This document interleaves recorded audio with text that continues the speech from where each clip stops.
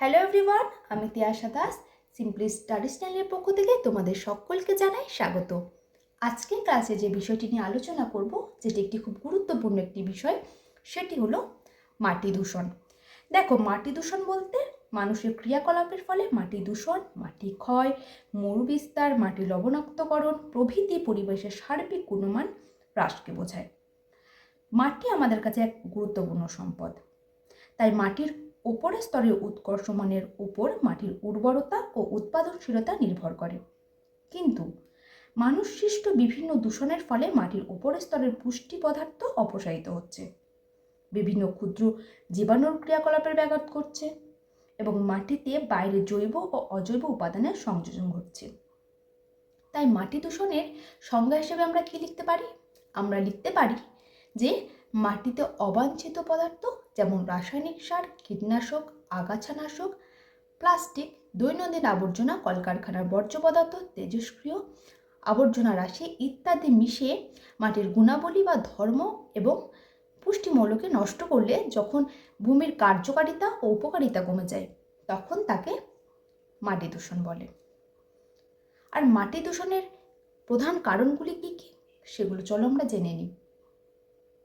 প্রথমেই বলবো যে নির্বিচারে সার ব্যবহার। মাটি থেকে nitrogen, phosphorus, potassium, calcium, magnesium, sulphur এবং অন্যান্য গুরুত্বপূর্ণ পুষ্টি উপাদান গ্রহণ করতে হয়। মাটির ঘাটতি পূরণের জন্য কৃষকরা কি করছে? সাধারণত সার ব্যবহার করছে। আর রাসায়নিক সার উৎপাদনে ব্যবহৃত মৌলিক উপকরণ থেকে প্রাপ্ত দূষণকারী পদার্থ দিয়ে মাটি দূষিত করে। বোঝা গেল? 2 নম্বর পয়েন্ট হচ্ছে কীটনাশক এবং ভেষজ অতিরিক্ত ব্যবহার। দেখো, খাদ্য উৎপাদনকারী উদ্ভিদগুলোর পোকামাকড়, ছত্রাক, ব্যাকটেরিয়া, ভাইরাস, ইঁদুর এবং অন্যান্য প্রাণীর আক্রমণের শিকার হয় এবং তাদের পুষ্টির জন্য কি করছে? যে আগাছার সাথে লড়তে হয়। কৃষকরা তাদের ফসল বা ফসলের উপর বসবাসকারী অবাঞ্ছিত জনসংখ্যা নির্মূল করার জন্য কি করছে? যে কীটনাশক ব্যবহার করে। এর ফলেও কিন্তু মাটি দূষণ হয়। 3 নম্বর পয়েন্ট হচ্ছে প্রচুর পরিমাণে কঠিন বর্জ্য মাটিতে ফেলা। দেখো, সাধারণতভাবে কঠিন বর্জ্য বলতে আমরা বুঝি যে বাণিজ্যিক, শিল্প ও কৃষিকাজের বর্জ্য, গৃহস্থালী আবর্জনা এবং ফেলে দেওয়া কঠিন পদার্থকে বোঝায়। তারপর বিভিন্ন শিল্প, পারমাণবিক শক্তি কেন্দ্র প্রভৃতি থেকে নির্গত তেজস্ক্রিয় বর্জ্য পদার্থ মাটির নিচে পুঁতে দেওয়া হয়, যার ফলে মাটির তেজস্ক্রিয় দূষণ ঘটে। তারপর ধরো প্লাস্টিক জাতীয় দ্রব্যের ব্যবহার। প্লাস্টিক একটি অবিয়োজিত পদার্থ, অর্থাৎ এগুলি সহজে নষ্ট হয় না, কিন্তু মানুষের দ্বারা এই প্লাস্টিকের ব্যবহার ক্রমশ বেড়েই চলেছে। অব্যবহৃত প্লাস্টিক, পলিথিন, চায়ের কাপ প্রভৃতি যথেষ্ট ব্যবহার এবং আবর্জনা হিসাবে যেখানে সেখানে নিক্ষেপ ব্যাপকভাবে মাটিকে দূষণ করে। এগুলি বিয়োজিত হয় না বলে দীর্ঘদিন ধরে মাটিতে সঞ্চিত থাকে এবং বিষাক্ত রাসায়নিক উপাদানের সাহায্যে মাটিকে দূষণ করে। এর ফলে কি হয়? এর ফলে মাটির বিভিন্ন অণুজীব মারা যায় এবং মানুষ ও অন্যান্য প্রাণীর ক্ষতি হয়। তারপর ধরো বিষাক্ত কঠিন ধাতু মিশ্রণ, যেমন সীসা, দস্তা, ক্যাডমিয়াম প্রভৃতি বিষাক্ত ধাতু আবর্জনার মাধ্যমে মাটিতে সংক্রমিত হয়। এছাড়া বিষাক্ত বর্জ্য পদার্থ, কাগজ, গ্লাস, স্টোরেজ ব্যাটারি, তারপর রাসায়নিক সার প্রভৃতি মাটিতে সঞ্চিতর ফলে কি হচ্ছে? যে বিভিন্ন অজৈব রাসায়নিক ও ধাতু মাটিতে সংক্রমিত হচ্ছে, যার ফলে মাটি বিষাক্ত হয়ে পড়ে। বোঝা গেল? 4 নম্বর পয়েন্ট হচ্ছে বন উজাড় এবং মাটি ক্ষয়। দেখো, যখন জীর্ণ মাটির কণা বাতাস বা জলের দ্বারা আলগা হয়ে দূরে সরে যায়, তখনই কিন্তু তাকে মাটির ক্ষয় বলে। বন উজাড়, কৃষি উন্নয়ন, তাপমাত্রা চরম পরিবর্তন, বৃষ্টিপাত, বিশেষ করে অ্যাসিড বৃষ্টি এবং মানুষের কার্যকলাপের ফলে এই ক্ষয় আরোই বেড়ে যায়। কিরকম? দেখো, বাড়ি নির্মাণ, খনিজ সম্পদ উজাড়, গাছ কাটা, অতিরিক্ত চাষ এবং অতিরিক্ত পশুচারণের মাধ্যমে এই প্রক্রিয়াটিকে ত্বরান্বিত করে। বন ও তৃণভূমি মাটির ভালো আবদ্ধকারী বা মাটিকে অক্ষত এবং সুস্থ রাখে।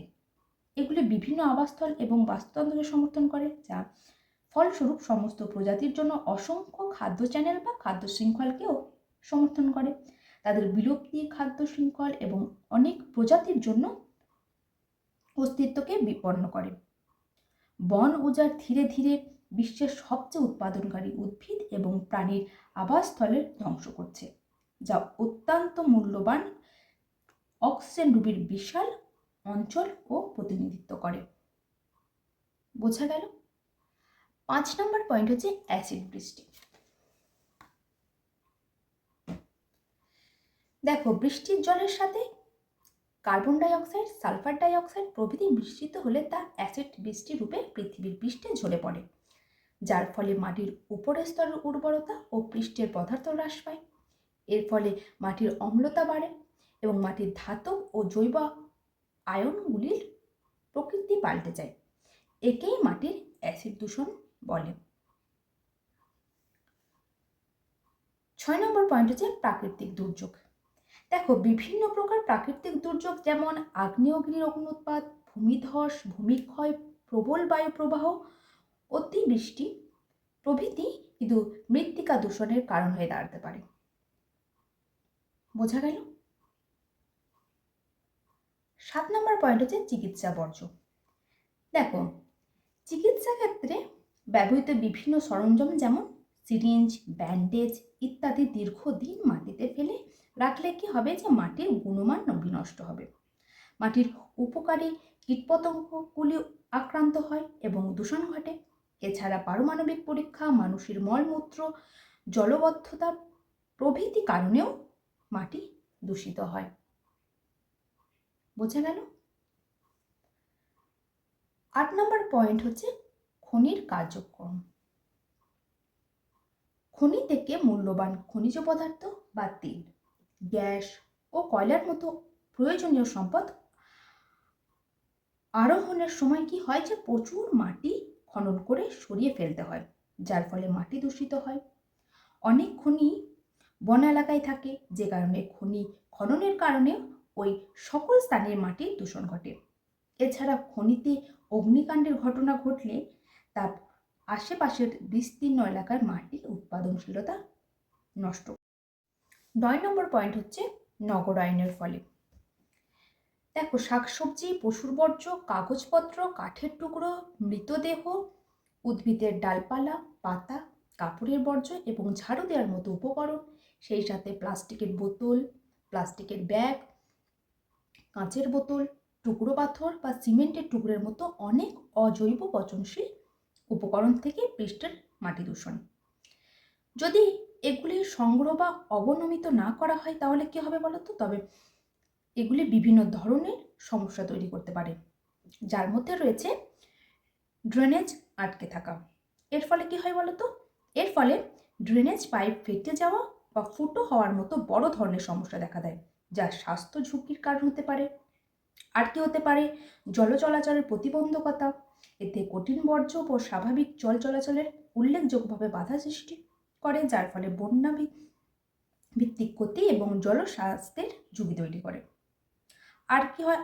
অপ্রীতিকর গন্ধ, এটি বর্জ্য ফেলার কারণে হয়। আর কি হতে পারে? যে বর্ধিত জীবাণুর কার্যকলাপ। দেখো, জৈব বর্জ্যের জীবাণু দ্বারা পচনের ফলে প্রচুর পরিমাণে কিন্তু মিথেন উৎপন্ন হয়, সেই সাথে বেশ কিছু যৌগ তৈরি হয়, যা মাটি এবং তার পৃষ্ঠে প্রবাহিত জলের ক্ষতি করে। বোঝা গেল? তাহলে আজকের ক্লাসে আমরা আলোচনা করলাম যে মাটি দূষণ কাকে বলে আর মাটি দূষণের প্রধান কারণগুলি কী কী। তো আজকের ক্লাস এটুকুই। ক্লাসটি ভালো লাগলে অবশ্যই একটা লাইক করো, কমেন্ট করো, সবার সাথে শেয়ার করো, আর এই চ্যানেলের প্রথম হয়ে থাকলে চ্যানেলটি সাবস্ক্রাইব করে পাশে থেকো। তো দেখা হচ্ছে পরের ক্লাসে।